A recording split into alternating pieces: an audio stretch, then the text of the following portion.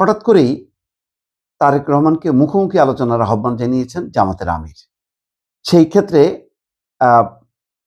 আজকে খুব দেরিও করেনি, বিএনপির পক্ষ থেকেও এটা উত্তর দেওয়া হয়েছে যে এটা খুব বেশ চটকদার জিনিস। আসলে কি একটা চটকদার জিনিস বা একটা চমক দেওয়ার জন্য? কারণ নির্বাচনের গুনে গুনে আর 5 দিন হাতে সময় আছে। শুক্রবার রাতের বেলা হঠাৎ করে ফেসবুক পোস্টে তিনি আহ্বান জানালেন। এটা কি পোস্টে আহ্বান জানানোর বিষয়? যদি সত্যি তেমন আহ্বান জানানো হতো তাহলে একটা টিম যোগাযোগ করতে পারত, প্রস্তাব দিতে পারত। কিন্তু ফেসবুকে বলার মধ্য দিয়ে মানে আমি প্রস্তাব দিলাম, তারেক রহমান মানল। এখানেও তো একটা রাজনৈতিক জয় পরাজয়ের ব্যাপার আছে। সবচেয়ে বড় কথা হলো যে এই আয়োজনের জন্য এখন যে সময় কখন হবে, কিভাবে হবে, কারণ এখন প্রতিটা মিনিট প্রতিটা ঘন্টা হিসাব করা, কখন কোথায় কোথায় প্রোগ্রামগুলো হবে, সবগুলো বাদ দিয়ে এখন মুখোমুখি আলোচনা করলে কি হবে? আমরা তারেক রহমানের একটা অ্যাটিটিউড দেখলাম। মানে তিনি মঞ্চে হেঁটে হেঁটে আলোচনার ভঙ্গিতে বক্তব্য দিচ্ছেন। শফিকুর রহমান এক জায়গায় দাঁড়িয়ে বক্তব্য দিচ্ছেন, তার মধ্যে আবার হঠাৎ করে দেখলাম রাখ তোর ফ্যামিলি কার্ড, এরকম শব্দ উচ্চারণ করলেন। যাই হোক, আমি এটাকে একটা বিচ্ছিন্ন ঘটনা মনে করি। এইভাবে বলাটা ভালো লাগেনি। অন্যান্য তিনি বলছেন ঠিক আছে, ফ্যামিলি কার্ডের সমালোচনা করছেন। আবার তারেক রহমানও সমালোচনা করছেন, তারা যে গুপ্ত সেজে কোথায় ছিল, এই সমস্তগুলি নিয়ে আসছে। এখানে এখন এমন একটা সময়, একেবারে হিসাব করার সময়, সেখানে ফেসবুকে স্ট্যাটাস দিয়ে আলোচনার মধ্য দিয়ে, আহ্বানের মধ্য দিয়ে মানে কি অর্জনটা কি? অর্জনটা তেমন কিছুই না, একটা চমক থাকলো। যেমন ওই যে শীতল পাটিতে শুয়ে পড়লেন, ভালো চমক। তারপরে আরো বলছেন ধর্মের কোনো মানে বিভেদ থাকবে না, ভালো কথা।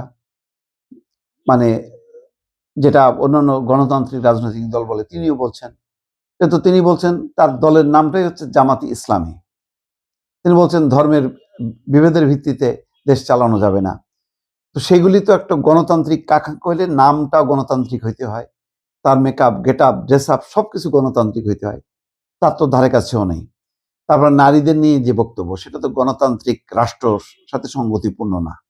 যে 5 ঘন্টা কাজ, মেয়েদের জন্য 5 ঘন্টা কাজ, এটা প্রতিষ্ঠিত হইলে মেয়েদেরকে কেউ চাকরি বাকরি দেবে? কেউ বলবে যে বাপরে 5 ঘন্টার মধ্যে আমার 8 ঘন্টা কি, মানে পারলে মালিকরা 10 ঘন্টা খাটায়, সেখানে 5 ঘন্টা শুনলে তো বলবে যে বাবা দরকারই নেই, বৈষম্যের মধ্যে পড়বে। যাই হোক, এগুলি নিয়ে অনেক বিতর্ক করা যেতে পারে, ফ্যামিলি কার্ড নিয়ে প্রশ্ন তুলতে পারে। এখানে জামাতের আমিরের পক্ষ থেকে দেওয়া নির্বাচনী বিতর্কের প্রস্তাবকে একটি চটকদার বিষয় হিসেবে অভিহিত করছে বিএনপি। মাহাদি আমিন আজকে প্রতিক্রিয়া জানাইছে, বলছে জামাতের আমিরের ফেসবুক পোস্ট এবং তারেক রহমানকে ট্যাগ করে নির্বাচনী আলোচনার আহ্বান প্রেক্ষিতে মাহাদি বলেন, প্রচারণার শেষ সময় এসে এমন প্রস্তাব স্রেফ সামাজিক যোগাযোগ মাধ্যমে ভাইরাল হওয়ার একটা কৌশল হতে পারে। আমি তো বললাম যে 5 দিন আগে এই প্রস্তাব, এটা অনেক আগেই উত্থাপন করার দরকার ছিল। যেমন ওই যে জাতীয় সরকার, তারেক রহমান বলতে বাধ্য হয়েছেন বা বলেছেন যে তারা কনফিডেন্ট, তারা নিজেরাই জিতবে, জামাতকে নিয়ে জাতীয় সরকার হবে না, আর জাতীয় সরকার হলে তাহলে বিরোধী দল হবে কে? এখন দরকার সরকার এবং বিরোধী দায়িত্বশীল একটা সংসদ দরকার। সেই সংসদ গঠনের কথা নেই, হঠাৎ করে জাতীয় সরকার। ক্ষমতা আসো, ক্ষমতা ভাগাভাগি করি। ক্ষমতা ভাগ করার ব্যাপার না, বরং দায়িত্ব ভাগ করার ব্যাপার আছে। যার যার অবস্থান থেকে দায়িত্ব পালন করাটাই হচ্ছে এখন গণতান্ত্রিক রাজনীতিতে সবচেয়ে বেশি প্রয়োজন। বিএনপির নির্বাচনী মুখপাত্র বলেন, এই বিষয়ে তারেক রহমানের সঙ্গে আমার ব্যক্তিগতভাবে কোনো কথা হয়নি, তবে আমার কাছে মনে হয়েছে ফেসবুকে একটা পোস্ট করা এবং তারেক রহমান অ্যাকাউন্টে ট্যাগ করা বেশ চটকদার একটা বিষয়। আগামীকাল পরশুদিন চেয়ারম্যানের শিডিউল খালি নাই, তবে আমরা বলি কি, এই যে পলিসি ডিবেটের কথা বলা হচ্ছে, বিএনপি তো হুট করে পলিসি দেয়নি। আপনারা 2013 সাল মাসে তারেক রহমানের একটা বক্তব্য যদি দেখেন, ফেসবুকে আছে, ইউটিউবে আছে, একটি ইফতারের প্রোগ্রামে উনি যে বক্তব্য দিয়েছিলেন তার অনেকটুকুই ইলেকশন ম্যানিফেস্টোতে আছে।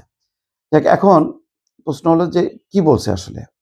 তারেক রহমানকে আহ্বান জানাইছেন তিনি স্বচ্ছ এবং জনআস্থা ছাড়া কোনো ফলাফলই জনগণের বিশ্বাস অর্জন করতে পারে না। বলছেন যে শ্রদ্ধেয় তারেক রহমান, বৈধতা আসে কেবল একটি অবাধ এবং সুষ্ঠু নির্বাচনের মাধ্যমে। স্বচ্ছতা এবং জনআস্থা ছাড়া কোনো ফলাফলই জনগণের বিশ্বাস অর্জন করতে পারে না। জুলাই বিপ্লবের পর রাজনীতি যে মার্জিত এবং সংঘাতমুক্ত হতে পারে তা আমাদের তরুণ প্রজন্মের কাছে প্রমাণ করার দায়বদ্ধতা আমাদের রয়েছে। আসুন আমরা সংবাদ মাধ্যম এবং জনগণের চুলচেরা বিশ্লেষণে মুখোমুখি হই এবং ভবিষ্যৎ শাসনের এমন একটি মানদণ্ড নির্ধারণ করি যা সমালোচনা সহ্য করবে এবং হবে জবাবদিহিমূলক এবং স্বচ্ছ। তো এখন আসলে সময় নেই, এই শেষ সময় এসে এই প্রস্তাবটা অনেকটা হাস্যকর হয়ে গেছে। বরং এখন যার যার অবস্থান থেকে বক্তব্য রাখাটাই দরকার। আর আমরা এই মুখোমুখি অবস্থানটা আমরা দেখব, ডিবেটটা, সেটা হচ্ছে নির্বাচিত পার্লামেন্টে বোঝা যাবে যে কে দায়িত্বপূর্ণভাবে কারা বক্তব্য রাখছে না রাখছে।